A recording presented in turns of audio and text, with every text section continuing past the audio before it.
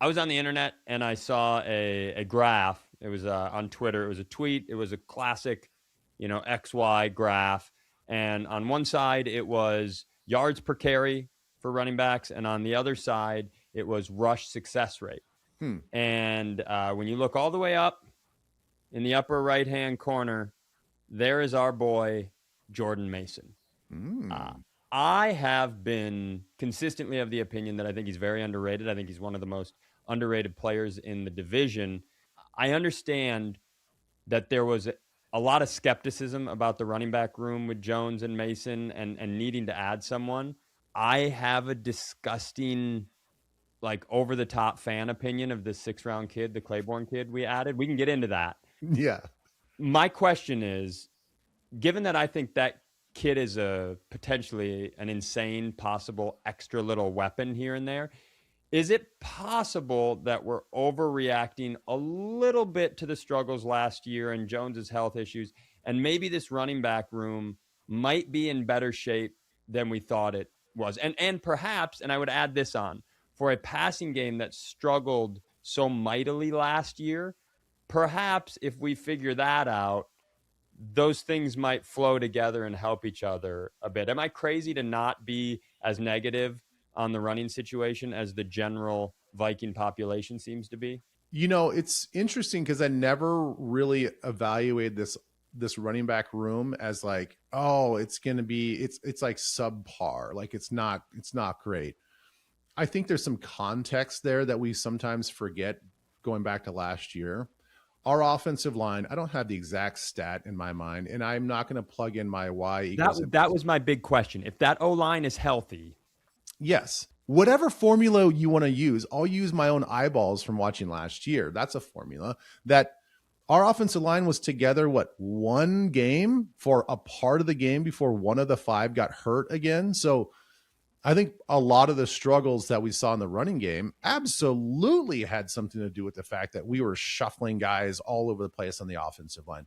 When it comes to the actual skill that those two guys that we're talking about, Jordan Mason and Aaron Jones, they're more than capable of running a high-powered running game. It is a little bit of thunder and lightning. We all understand that. It's a very easy cliche to use. I think you bring in a guy like Claiborne, and he's much more lightning than anybody else that we have on the roster right now.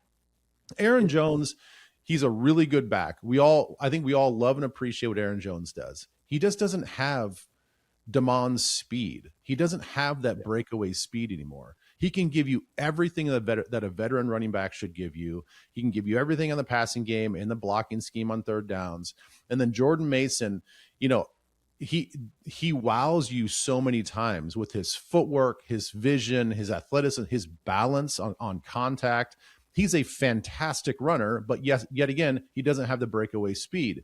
So you bring in a guy from Wake Forest that has this unbelievable vertical speed, along with the twitchiness that it takes to make guys miss in the hole and the lateral quickness.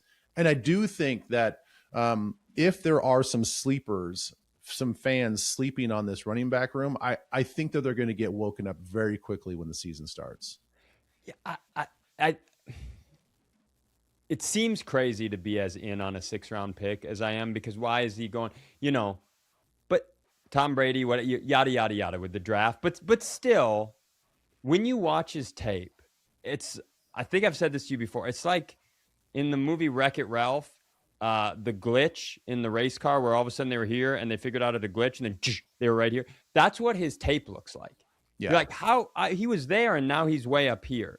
How did he do that? And I think, in the Juwan Jennings signing, an underrated piece of that was what being a wide receiver 3 means in the KOC offense. You get to play all over the field, right? You're not going to come in and slot and do it. You're going to get to do all the things and showcase yourself and help the team in a bunch of different ways. I'm not saying that it is as simple on the depth chart with a running back 3, but I really do love the complementary skill set of, like you said, Jones can pass, he can block, he can run.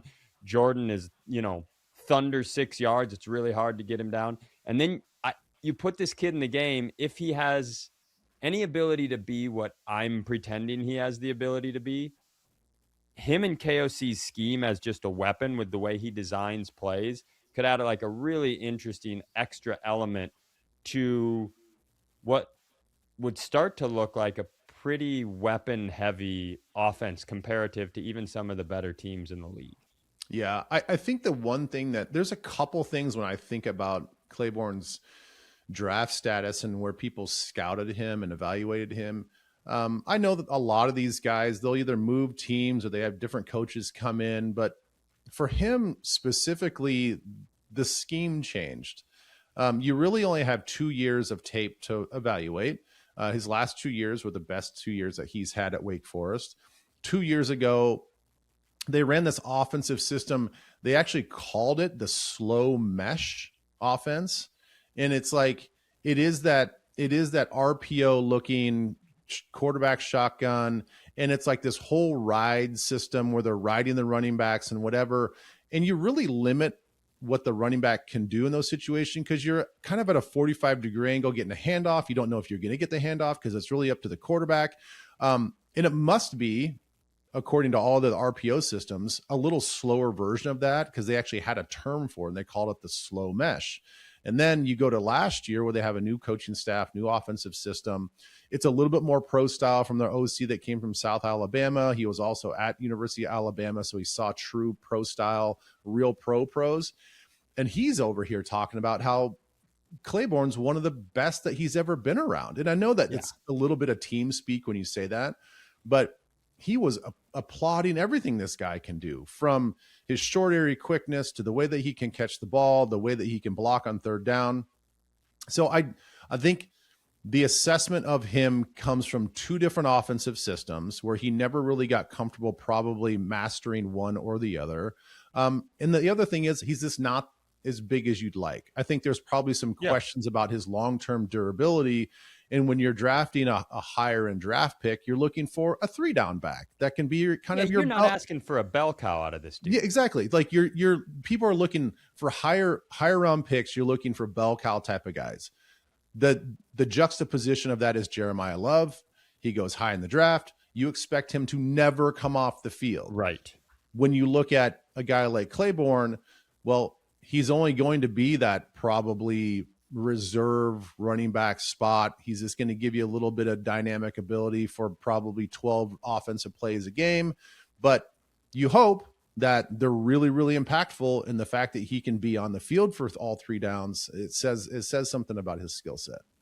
Yeah, I'll just put this out here now. We can end with this. I think if he becomes anything close to what some of us who kind of believe in him, think he can become, I think the nickname's got to be the Glitch. I'm just putting that in people's brains. Mm-hmm. So when you see him play, I want you to come back here and be like, that was good. We should call him the Glitch. Let's call him the Glitch, and we'll go from there. Do you have to say the or duh? Can you just say Glitch? That sounds worse for some reason. Really? Yeah, Glitch. The Glitch. That was a 67 I'm definitely yard not calling him the Glitch. By white rapper. By Glitch.